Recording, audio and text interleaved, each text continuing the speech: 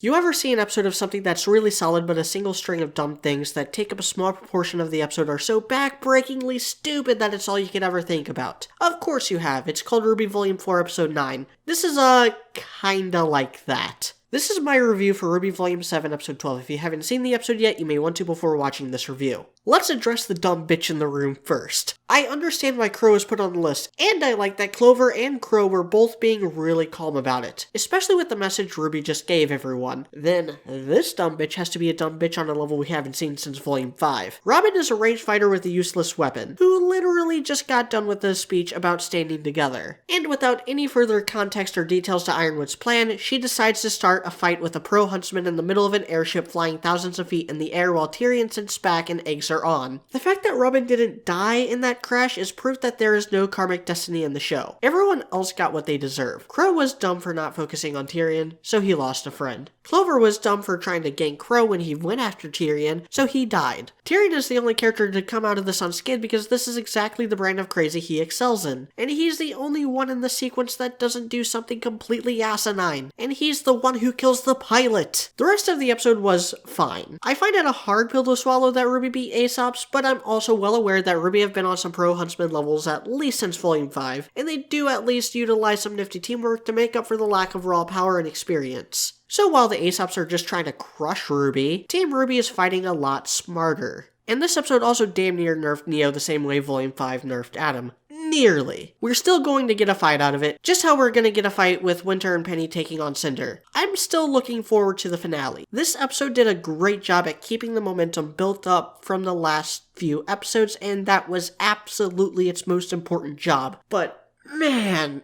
it's been a while since a single dumb bitch move has brought an episode down this hard. I'm Mediocrity4, thanks for watching.